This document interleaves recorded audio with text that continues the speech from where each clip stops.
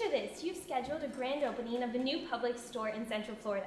Everything's ready to go, you're ready to open the doors, there's just one big problem. There's a large group of protesters picketing outside, calling for Publix to just pay this extra penny.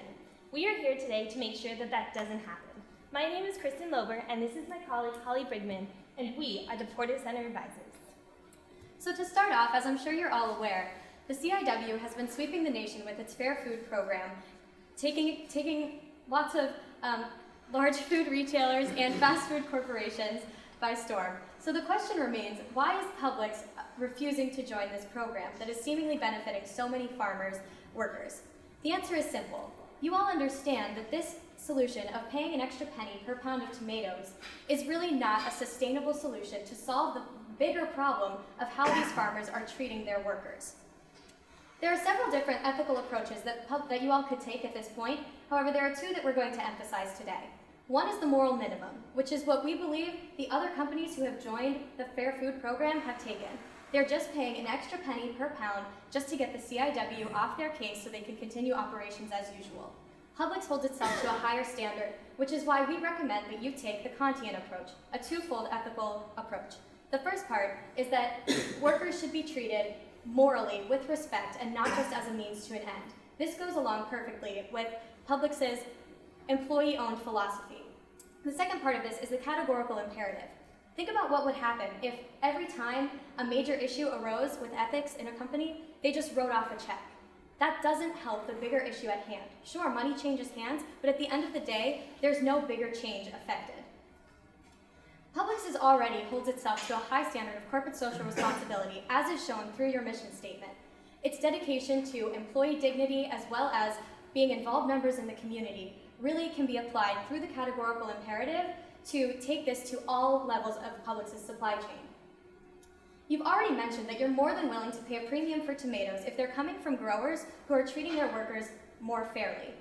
This is a better example than the flat rate of a penny per pound for many reasons. For strictly economical purposes, it makes a lot more sense to put it in the price because it allows farmers to adjust prices based on seasonal variations in the crop, based on supply shocks, based on rising or falling demand.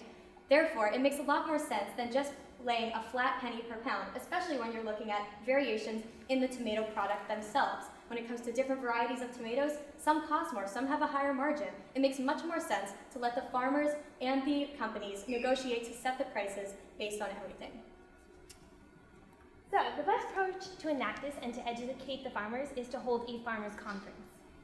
As of today, there are a lot of government laws and acts, such as the Fair Labor Standards Act, that are put in place to put minimum standards on how employees can treat their employers and the laborers.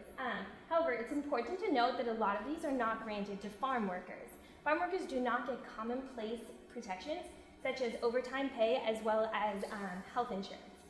As well, in addition to this, farmers have started coalitions in these past years in order to degrade these protections and make them even lower. And these coalitions are set in place to lobby against the government. The first step in executing this farmers' conference would be to reach out to the National Farmers Union. The conference directly aligns with the National Farmers Union's mission statement and their core values that are basically strictly founded on education.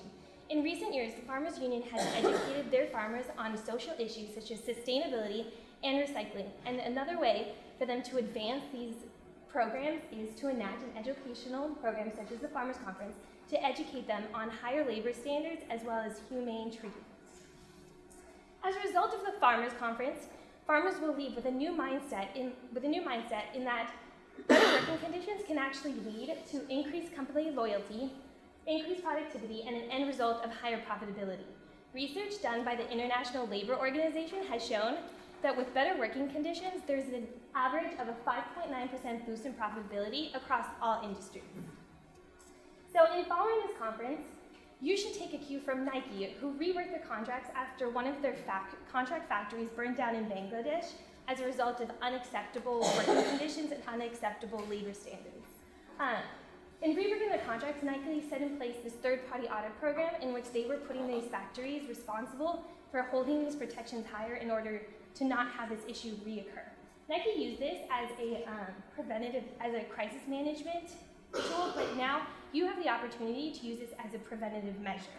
So in reworking the contract, you would negotiate the price of these tomatoes, bringing us back to putting in the price, as well as using Nike's approach to a third-party auditor to make these farmers responsible for their actions and keep them responsible to higher labor standards that would be directly put into these contracts.